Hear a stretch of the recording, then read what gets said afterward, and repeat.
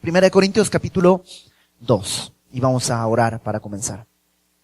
Señor, gracias por tu palabra y gracias porque podemos venir delante de ti, así como estamos, Señor, y sabemos que somos recibidos y transformados, Señor. Que tu palabra nos lave, que tu palabra, Señor, produzca en nosotros aquello que no podemos hacer.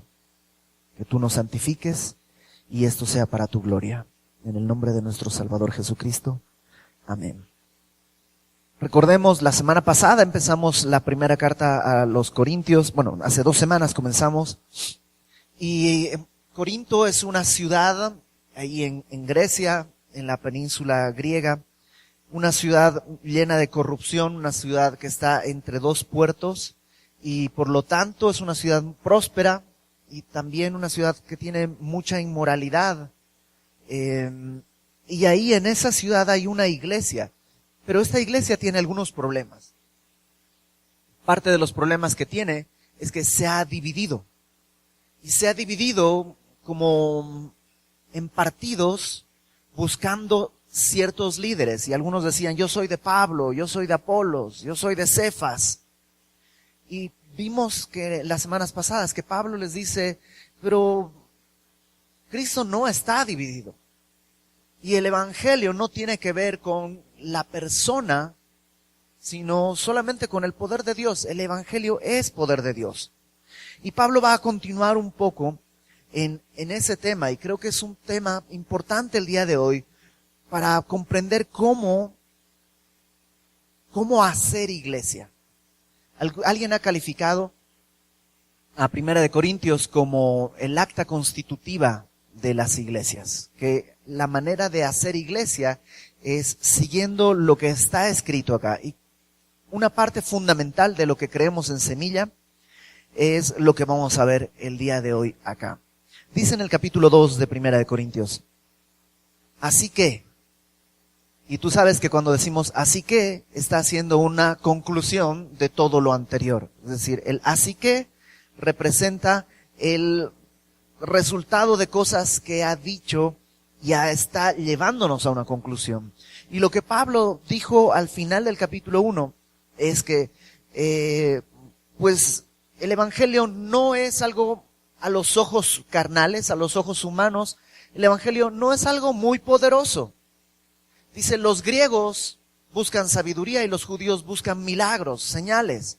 Y el evangelio no es ni uno ni otro. O sea, no es poderoso así, una explosión y cosas. No, el evangelio es un mensaje. Y tampoco es un mensaje muy rebuscado que tienes que estudiar 2 doctorados, 3 maestrías. No, es un mensaje muy sencillo. Nuestros hijos lo pueden entender correctamente. Entonces, quien busca sabiduría encuentra en el evangelio un tropiezo porque pues resulta que no es tan elevado. Y quien busca milagros también encuentra un tropiezo. Pero dice que para el hombre, el evangelio, para el hombre que ha creído, el evangelio es poder de Dios y sabiduría de Dios. Y termina el capítulo 1 diciendo, el verso 30, mas por él, mas por Dios, estáis vosotros en Cristo Jesús, el cual ha sido hecho por Dios para nosotros sabiduría, justificación, santificación y redención, para que, como está escrito, el que se gloría, gloríese en el Señor. Recuerda, los corintios estaban gloriando en, yo soy del equipo de Pablo, yo soy del equipo de Cefas. Y Pablo dice, no. El que se gloría, el que levanta el pecho por algo, que sea por lo que Dios hace. El que se gloría, gloríese en el Señor. Así que, capítulo 2, por todo eso, hermanos, cuando fui a vosotros para anunciaros el testimonio de Dios, no fui con excelencia de palabras o de sabiduría. Cuando fui la primera vez, cuando fui a fundar la iglesia, dice, fui para anunciarles el testimonio de Dios. ¿Qué es el testimonio de Dios? El testimonio de Dios es lo que Dios está dando como testigo. Es el mensaje que Dios está avalando. Es básicamente el evangelio. Y eso es, no sé, a mí me vuela la cabeza que Dios quiera dar testimonio de su amor a nosotros. O sea, ¿cómo Dios, ¿cómo tú das testimonio de que en verdad me amas? A través de la cruz, a través del Evangelio. El Evangelio es el testimonio del amor de Dios a nuestra vida. Y dice Pablo, fui a anunciarles el testimonio de Dios, pero no fui con excelencia de palabras. Eso es como un vendedor. ¿Conoces gente que es, no sé cómo se dice acá en México, en Bolivia se dice hichi? Así, hichi es como una serpiente muy rápida, ¿no? Entonces, alguien que es hichi para los negocios es alguien hábil, así, pero hábil suena como muy elegante, ¿no? Es como mucho más, alguien que trucha, ¿no? Alguien que se pone muy trucha, alguien que te sientas a su mesa a comer y ya te vendió todo, ¿no? Hay gente así, hay gente que tiene una habilidad de palabras, tiene una capacidad de venderte hasta lo que ya tienes, ¿no? Pablo dice, yo no fui como vendedor. O sea, yo no fui a venderles el Evangelio. No fui, porque la venta siempre se enfoca en lo que te dicen que tú necesitas. Mira, esto es lo que tú necesitas. Por esto y esto y esto y esto y esto y esto. Y te convencen de que tú lo necesitas, aunque lo necesites o no. Pablo dice, cuando fui con el testimonio de Dios, con el Evangelio, no fui como un vendedor a anunciarles como una oferta.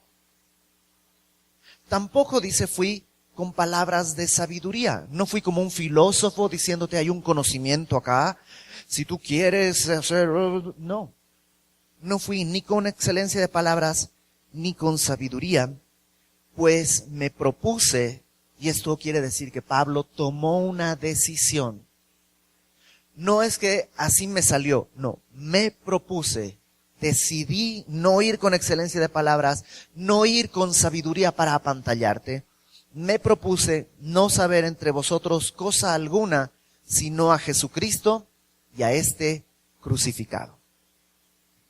Esta decisión que Pablo toma es una decisión profunda y muy clara. Ahora, no es que está mal el conocimiento. No es que me propuse ser un ignorante en todas las cosas y solo voy a leer mi Biblia. No, necesitas, pues, si vas a la escuela, necesitas repasar tus libros de escuela. Si estás estudiando una carrera, tienes que estudiar todos los libros que tienes en esa carrera y ser un especialista y avanzar y ser el mejor de tu área. O sea, la Biblia no te dice, Pablo no dice, ¿sabes qué? Apaga tu cerebro. ¿Quieres ser un buen cristiano? Apaga tu cerebro y no leas nada y tienes que ser un bruto. No. Pero sí, esto es importante. A la hora de predicar el Evangelio, Pablo dice, no usé excelencia de palabras, ni me apoyé en una excelencia de sabiduría. Solo me propuse una cosa, saber una cosa. Jesucristo y a Jesucristo crucificado. ¿Qué es esto? Solo me propuse saber a Jesucristo. Esto es la persona de Cristo. Solo quiero conocer a Cristo y solo quiero conocer de su obra. En Semilla, México, tenemos un instituto bíblico. Yo soy el director del instituto bíblico. Entonces, creemos que es bueno prepararse incluso en el ministerio. Creo que para estar en el ministerio, mientras más preparado estés, es mejor. Creemos que eso es válido. Pero, y aquí está el gran pero, no confiamos en esa preparación como el medio que Dios va a usar. Déjame ponerlo de esta manera. En Semilla México tenemos varios pastores. Algunos han salido del Instituto Bíblico. La mayoría de los pastores de Semilla México han salido del Instituto Bíblico de Semilla México. Y los que han dado clases en el Instituto de Semilla México normalmente han estudiado en el Instituto de Semilla México. O sea, es como un círculo, ¿no? Yo daba clases y a la siguiente clase me sentaba porque tenía que tomar otra clase con otro pastor. Entonces, no, la verdad, cuando me dicen en el instituto, ¿y qué me ofrecen? ¿No? Están abriendo inscripciones. ¿Y qué me ofrecen en el instituto? La respuesta es nada. No te ofrecemos ni un título, ni que después de esto vas a ser predicador, ni pastor, ni nada. Lo único que te ofrecemos es que las horas que vas a estar estudiando ahí, vas a estar estudiando la Biblia. ¿Y cuál es el currículum de los maestros que me van a dar clase? Pues no hay tampoco. Son pastores que están estudiando la Biblia y están enseñando la Biblia en sus iglesias y ya, no hay una excelencia de currículums. No lo hay. Y no lo hay por dos razones. Una, porque pues Dios no ha querido que seamos teólogos, ninguno. Y dos, creemos que para la obra del ministerio, Pablo nos va a explicar que solo hay que saber a Jesucristo y a este crucificado. Y un tercer elemento, dice en el verso 3, estuve entre vosotros con debilidad y con mucho temblor. ¿Por qué Pablo estuvo con debilidad y temblor ante los corintios? ¿Será por miedo a la persecución? No creo. Ya Pablo estaba acostumbrado y lo habían golpeado y azotado y él, como si nada, seguía predicando. ¿Por qué tenía Pablo temor y temblor? Por la responsabilidad del mensaje que tenía que entregar. Eso era lo que a Pablo le daba temor. Una cosa es ser un vendedor, otra cosa es ser un embajador. Un embajador representa a alguien, no a sí mismo. O sea, si yo fuera vendedor, pues gano por comisión. Entonces, ¿a quién le conviene que yo venda? A mí. Gano por comisión. Mientras más venda, yo soy beneficiado. Un embajador no tiene que ver con el beneficio propio. Tengo un encargo de alguien superior a mí. Y tengo temor que al anunciarlo no esté deshonrando al que me envió. No sé si me explico. Entonces Pablo dice, cuando fui a Corintios, no fui con excelencia de palabras, con excelencia de sabiduría. Solo me propuse saber una cosa, a Jesucristo y a este crucificado, y estuve con debilidad. El día de hoy hay un montón de pastores que tienen una personalidad imponente, ¿no? Y hablan y son casi hipnotizadores, ¿no? Y no es que esté mal. O sea, si Dios los hizo así, pues gloria a Dios. Pero habemos algunos que, o sea, yo no tengo ni excelencia de palabras ni excelencia de sabiduría. La verdad, cada que me subo a predicar, pues me subo siempre inseguro y temblando.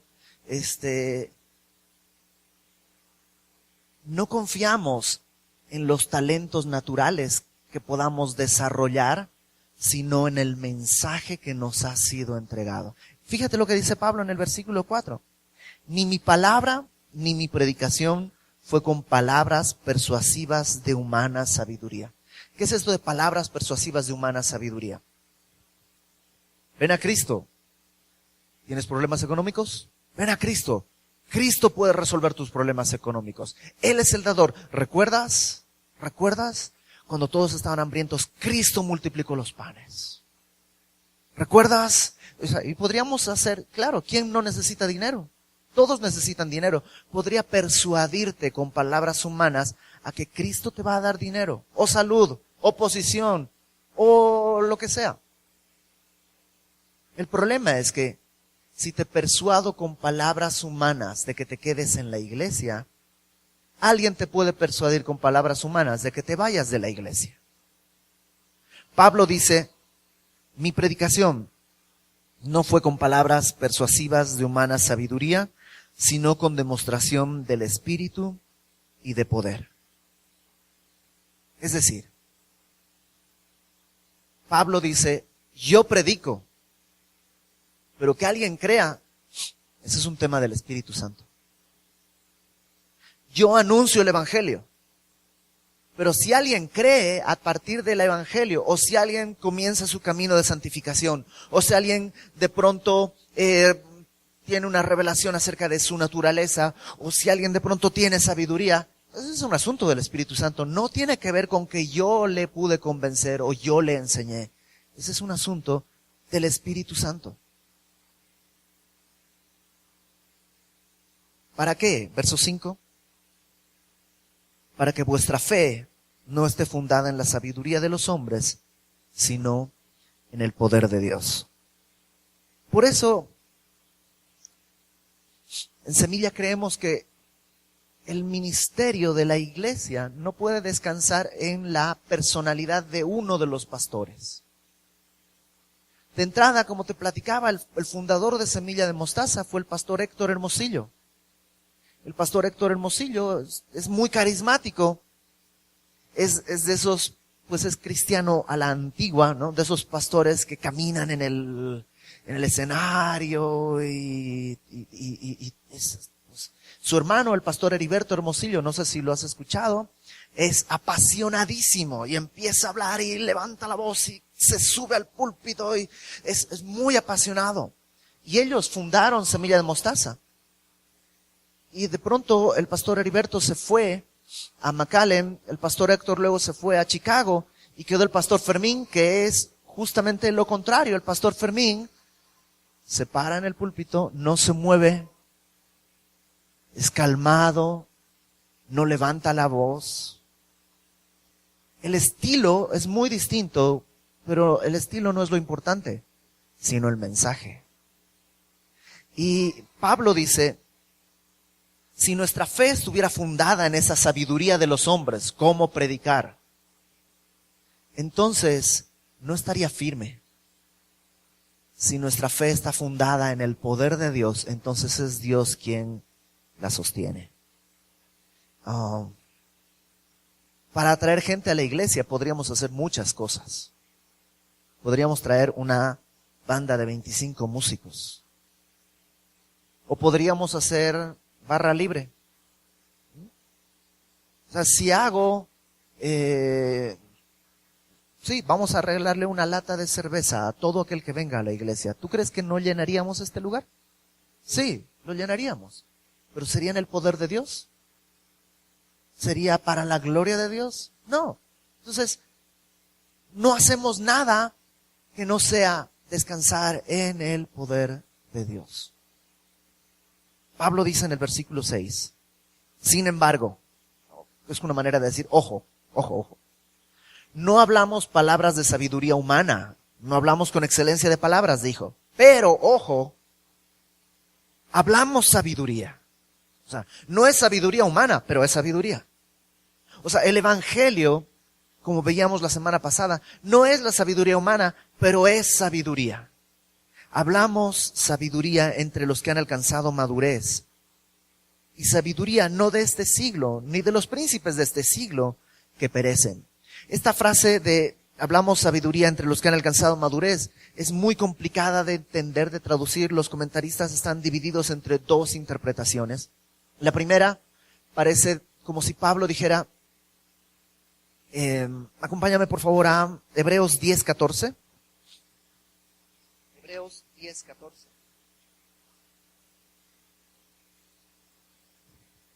En Hebreos 10:14 dice el escritor de esta carta, con una sola ofrenda hizo perfectos para siempre a los santificados. Y la palabra perfecto ahí es la misma palabra que madurez. Y está hablando de que con una sola ofrenda, los que hemos creído ya nos hizo perfectos, completos para vivir la vida en el Señor. Entonces, podría ser que Pablo está diciendo, hablamos sabiduría entre los que han sido salvos. Otros dicen, no, realmente Pablo cuando habla de madurez está hablando de madurez entre los creyentes. ¿Te has dado cuenta que hay creyentes maduros y hay creyentes inmaduros? ¿Cuál es la diferencia entre un creyente maduro y un creyente inmaduro? Acompáñame a Hebreos capítulo 5. Hebreos capítulo 5.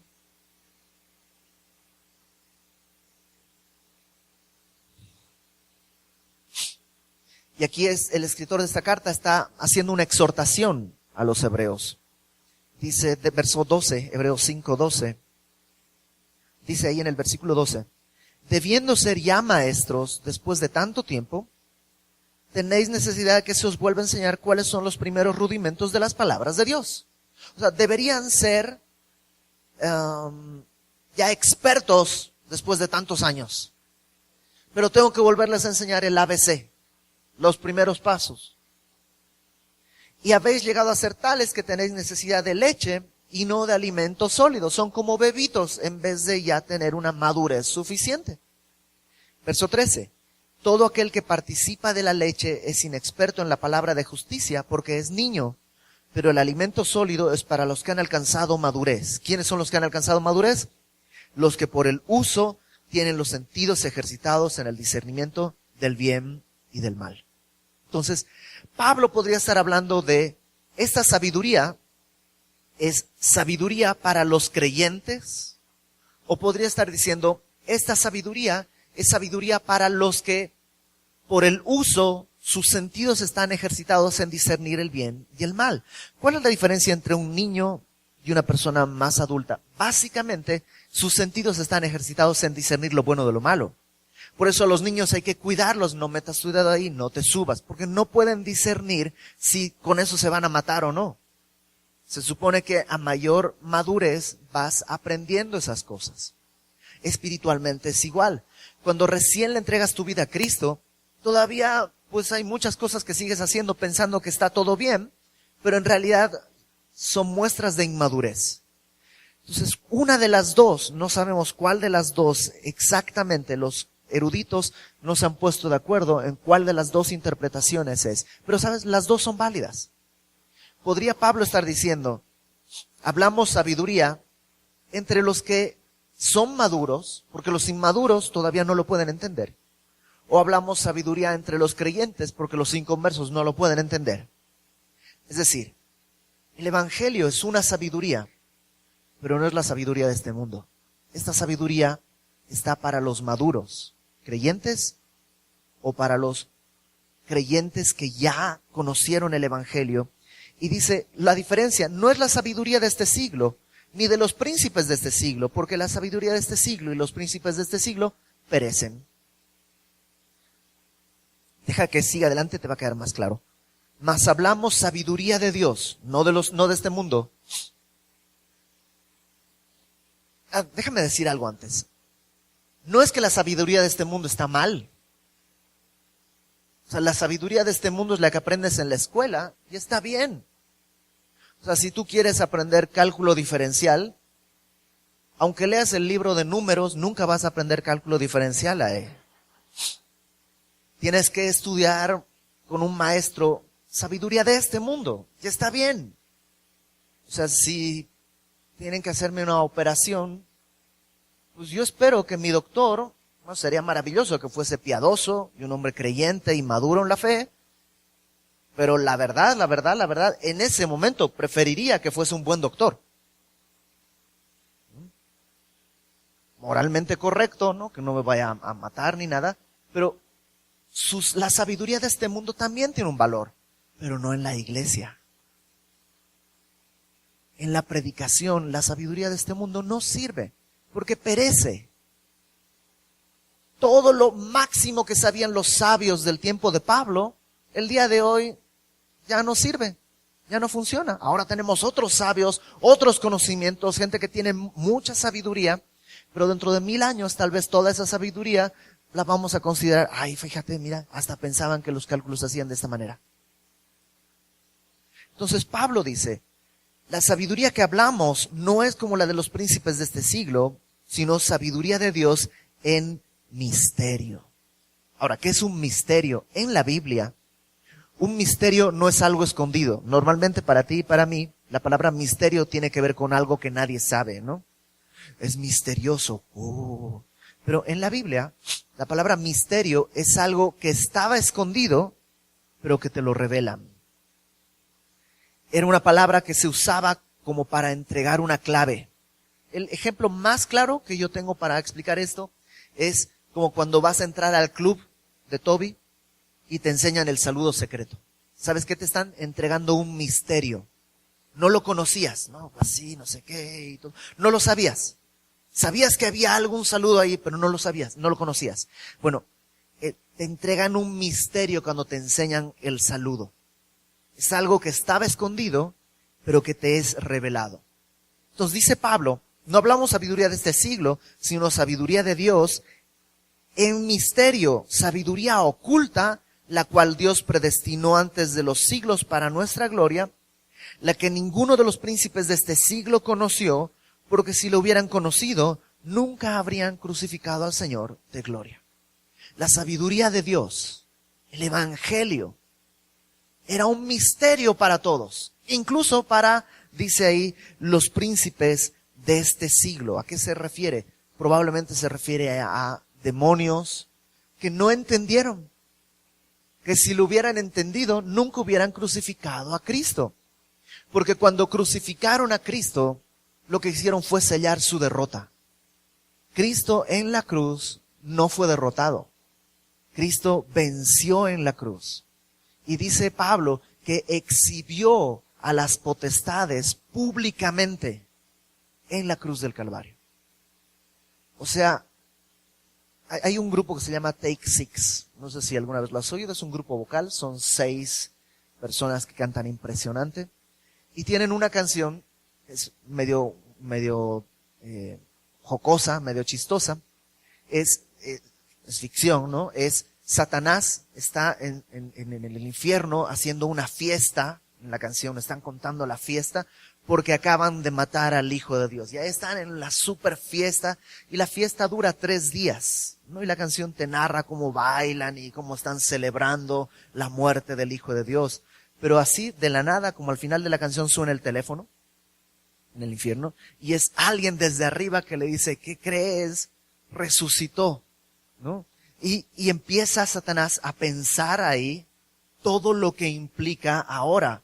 Porque dice la palabra que todos estábamos sujetos a Satanás por temor de la muerte. Pero que ahora porque Cristo ha resucitado somos libres de ese temor. Eso lo dice en Hebreos. Entonces, realmente, sí, esa es una canción, pero Pablo acá está diciendo más o menos eso. La sabiduría de Dios, el evangelio, estaba oculto y nadie lo podía ver, ni siquiera los príncipes de este siglo. Si lo hubieran sabido, no crucificaban a Cristo. Pero Dios lo hizo así, lo mantuvo oculto, pero ahora, dice, nos lo ha revelado. Y podemos hablar esa sabiduría porque nos ha sido revelada. Verso 9.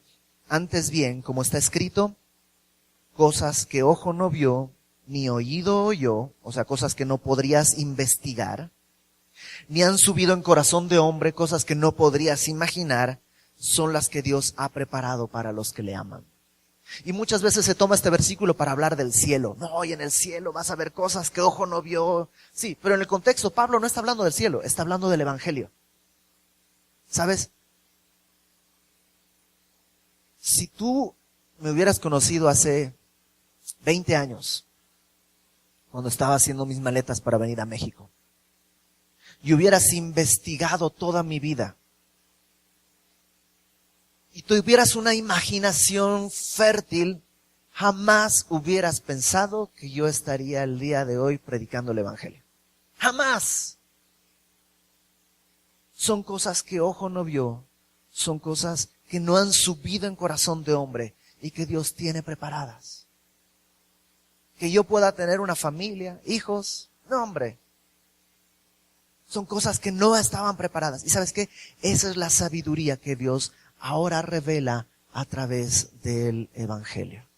Déjame leer toda esta parte nuevamente para que nos quede todo el flujo del pensamiento de Pablo. En el versículo 6 dice, sin embargo, si bien no hablamos palabras de sabiduría humana, sí hablamos sabiduría entre los que han alcanzado madurez. Y sabiduría no de este siglo, ni de los príncipes de este siglo que perecen, sino hablamos sabiduría de Dios en misterio. Esta sabiduría oculta, la cual Dios predestinó antes de los siglos para nuestra gloria, la que ninguno de los príncipes de este siglo conoció, porque si la hubieran conocido, nunca habrían crucificado al Señor de gloria. Antes bien, por el contrario, como está escrito, cosas que ojo no vio, ni oído oyó, ni han subido en corazón de hombre, son las que Dios ha preparado para los que le aman. Pero Dios nos las reveló a nosotros. Dios nos reveló estas cosas. ¿Cómo? ¿Investigando? No, porque no son cosas que ojo vio, ni oído oyó. Dice ahí, nos las reveló a nosotros por el Espíritu. Porque el Espíritu todo lo escudriña, aún lo profundo de Dios. El Espíritu Santo es Dios mismo. Entonces, ¿quién puede conocer a Dios sino Dios? Fíjate cómo lo pone Pablo. ¿Quién de los hombres sabe las cosas del hombre, sino el espíritu del hombre que está en él?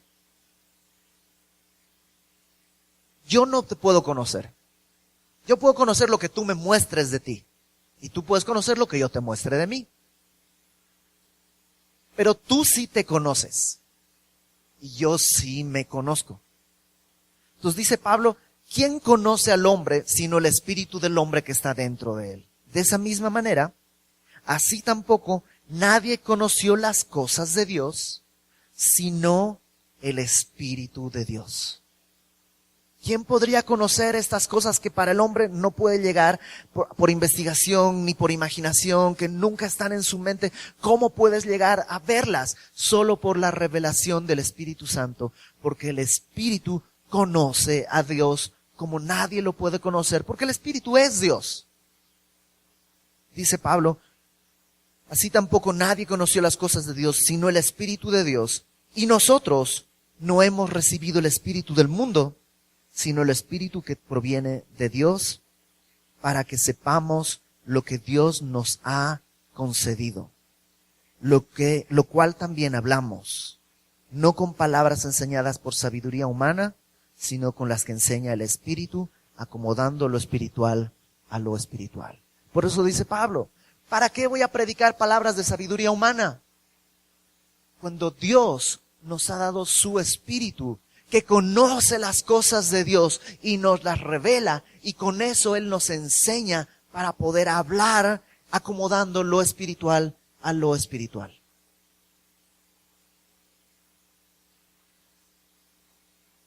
Verso 14. Pero el hombre natural, ¿quién es el hombre natural? La palabra natural habla de, se traduce en algunas otras partes como alma, en otras partes se traduce como animal. ¿A qué se refiere? Aquí no ponen el hombre animal porque suena como feo, pero básicamente está haciendo, es lo mismo. ¿A qué se refiere? Cuando tú y yo nacemos, somos como animales. Nos preocupamos por las cosas de este mundo, nos preocupamos por las cosas del aquí y el ahora. No quiero lastimar a nadie, pero tu perrito tiene alma natural, no tiene alma espiritual, no va a ir al cielo cuando se muera, se acabó y ahí está, ¿no? No piensa en las cosas del espíritu, no tiene, es un animal.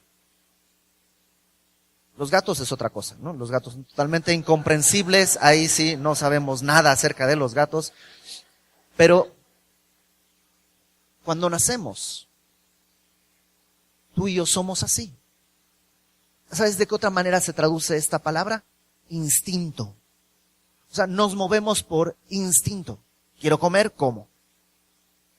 Por eso el ser humano necesita ser educado, moldeado en sus instintos. Pero aún así sigue siendo natural.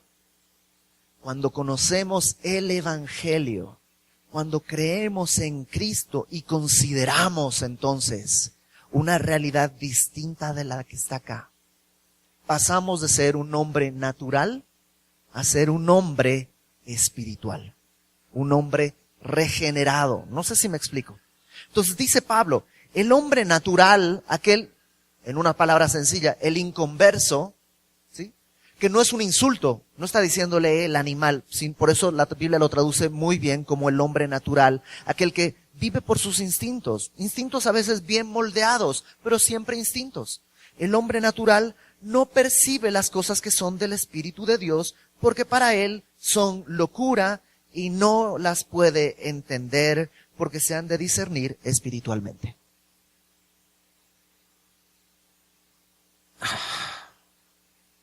Yo, la verdad es que no lo tuve que vivir, porque mi familia, toda mi familia vive en Bolivia. Entonces yo vivía aquí solo. Y cuando conocí el Evangelio, mi vida empezó a cambiar poco a poco. Y un día decidí no trabajar en las tardes para poder estudiar el instituto bíblico. Y eso implicaba reducir a la mitad mi salario, que por entonces era por demás ya insuficiente, pues ahora medio insuficiente. Y no tuve que darle explicaciones a nadie. Pero, ¿sabes? Sí tengo amigos que tenían familia. Y que tenían familia natural, inconversa. Y para ellos era inconcebible que dejaran de trabajar por estudiar en un instituto bíblico que, ya te dije, no te ofrece nada, no te promete nada y no te sirve para nada práctico para ganar dinero en este tiempo. El hombre natural no entiende las cosas del Espíritu. Por eso tú le puedes hablar, no, mira, lo que tú tienes que hacer es ama a tu esposa. Sé que tienes problemas en tu matrimonio, ama a tu esposa. Tu mujer tienes que sujetarte a tu marido porque bla, bla, bla, bla, bla. Mientras no haya nacido de nuevo, le va a seguir sonando locura. No las puede entender porque se han de discernir espiritualmente. No es que no quiera entenderlas, no puede. Estás hablando un idioma que no puede comprender. Y así 1000 cosas. Y estoy seguro que tú tienes tu historia. ¿Quién quiere estar domingo en la mañana acá en vez de estar o trabajando haciendo dinero o divirtiéndote o durmiendo? Es una locura. Es una locura. Las cosas del espíritu, un hombre natural no las puede percibir. Pero, ¿sabes? Siguen siendo sabiduría. Para él son locura, pero para nosotros es sabiduría de Dios. Verso 15. En cambio, el espiritual, el que ha nacido de nuevo, juzga todas las cosas. Esto quiere decir que discierne, no habla de juicio de condena, sino que puede definir lo bueno de lo malo. Puede decidir, ok, esto está bien, esto está mal. Juzga todas las cosas, pero él no es juzgado de nadie. Aunque el mundo no lo comprenda, él puede discernir. Porque ¿quién conoció la mente del Señor? ¿Quién le instruirá? Mas nosotros tenemos la mente de Cristo. ¿Sabes? Hay una frase que luego aparece en Facebook y así, que ponen los cristianos, ¿no? Que sea cristiano no quiere decir que sea perfecto, solo que he sido perdonado. No sé si has oído eso. Aunque entiendo el sentido en que se la dice, realmente es falso. El ser cristiano no es solo perdonado. El ser cristiano habla que ahora tienes la mente de Cristo. O sea, puedes pensar como Cristo piensa, no en tus fuerzas. Y el mundo no te va a comprender, no te va a comprender. Pero puedes caminar en sabiduría. Puedes hacer en sabiduría eso. 2 detallitos antes de terminar. El primero, esto es entre paréntesis porque es importante, pero no tiene que ver con el tema. En el verso 16, cuando dice, ¿quién conoció la mente del Señor? ¿Quién le instruirá? Esa es una cita de Isaías, capítulo 40, verso 13. Isaías 40, 13. Y en Isaías 40, 13, dice, ¿quién instruirá la mente de Jehová? O sea, Pablo considera que Cristo es Dios mismo. De hecho, en el versículo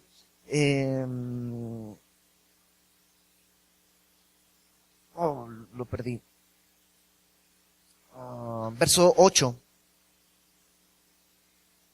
que dice, si la hubieran conocido, nunca habrían crucificado al Señor de gloria.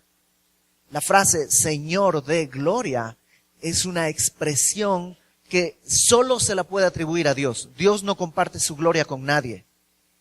Y si Pablo dice que Cristo es el Señor de gloria, en la mente de Pablo está que obviamente Cristo es Dios. ¿Por qué digo esto? Porque conoces gente que te dice que Jesucristo no es Dios, Jesucristo es un ángel o un Dios con D minúscula.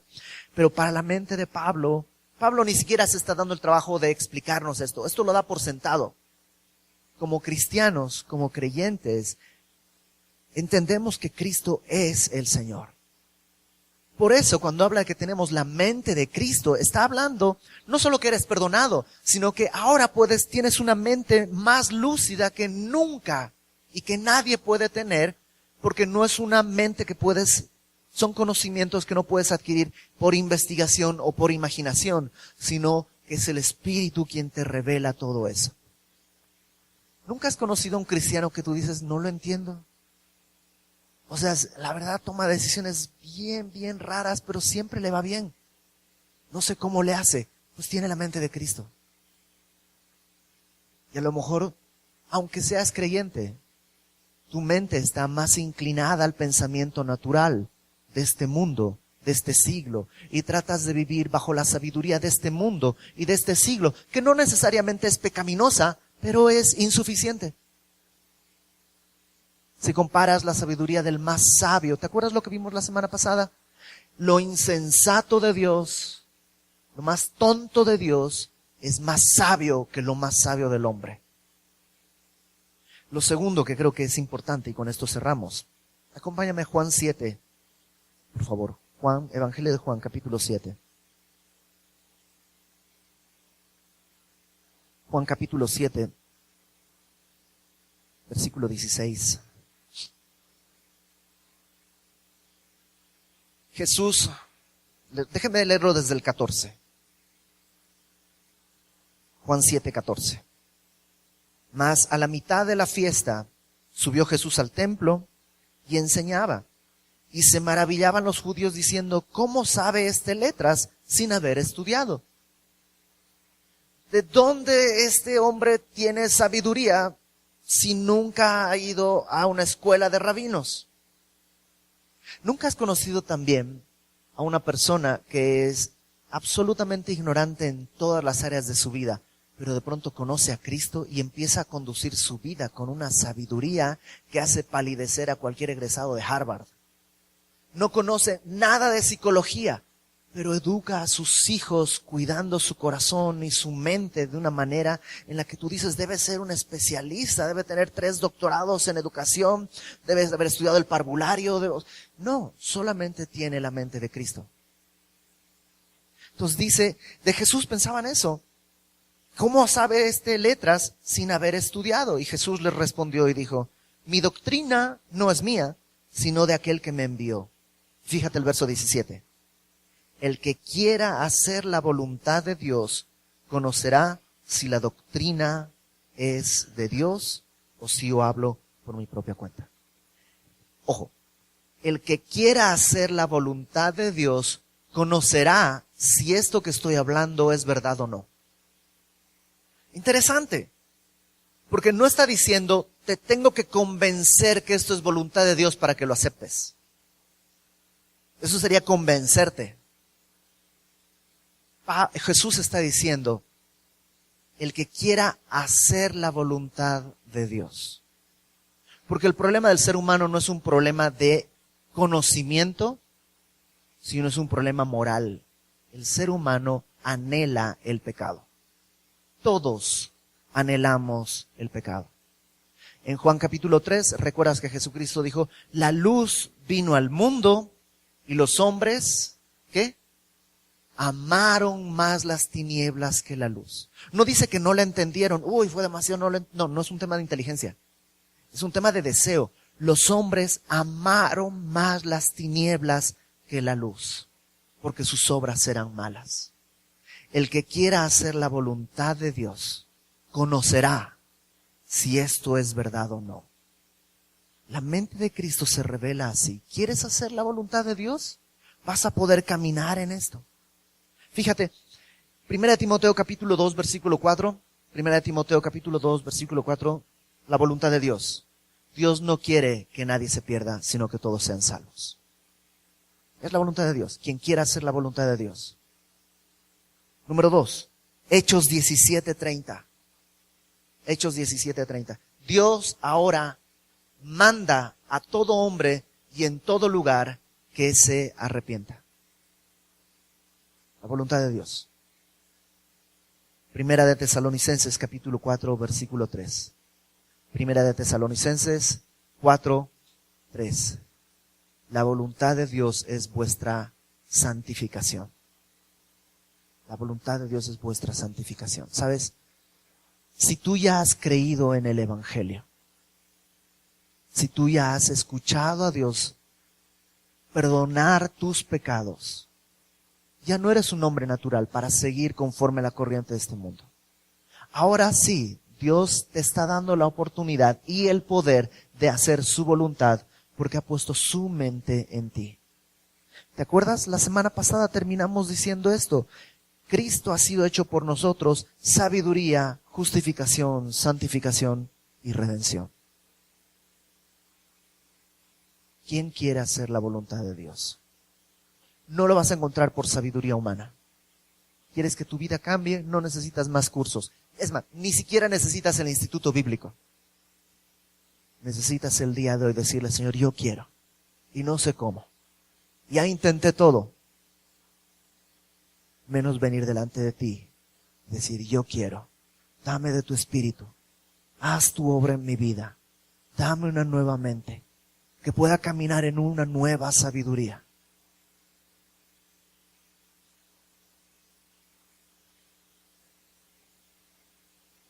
Y Dios ya está de acuerdo en conceder eso. No tienes que convencerle. Pues, ¿qué te parece si oramos? Señor,